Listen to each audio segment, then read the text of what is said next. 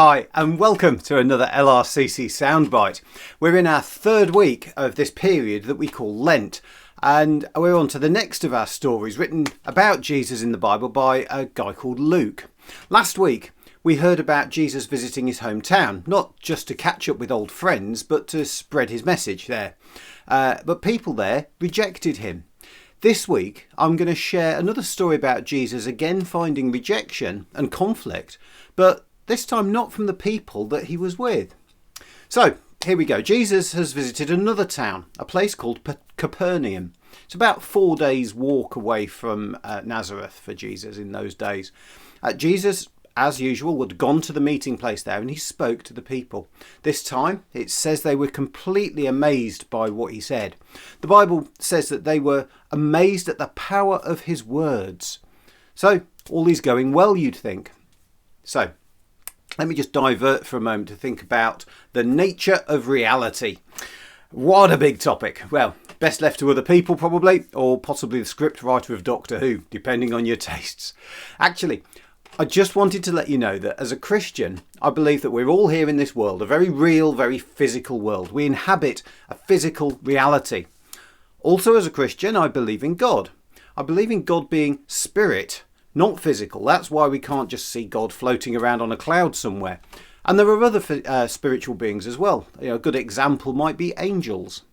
Now we as humans also have a spiritual side. We each have our own spirit. Some people believe that even without being a Christian.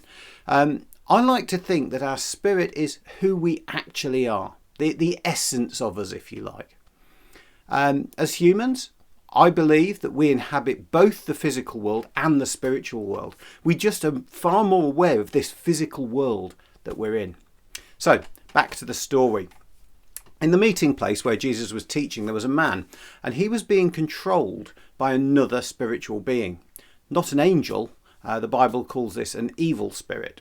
Nasty being that was coercing and controlling the man.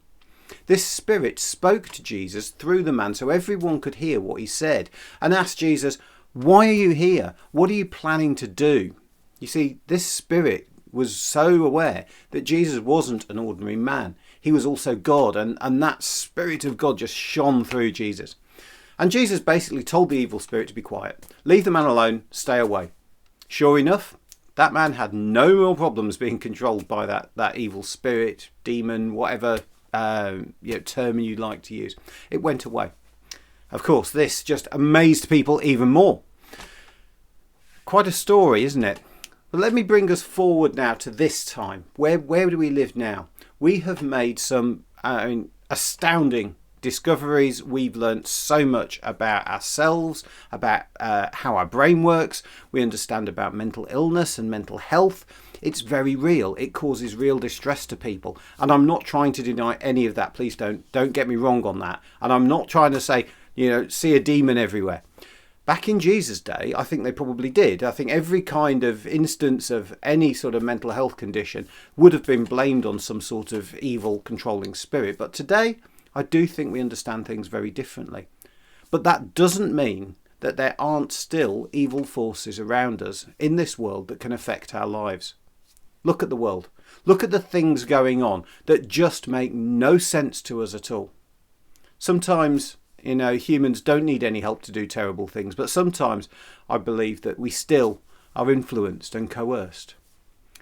I don't know if you pray. If you don't, actually it's really easy. You don't need to do anything more than think about what you'd like to tell God. That's it. There's no special words. There's no special rituals.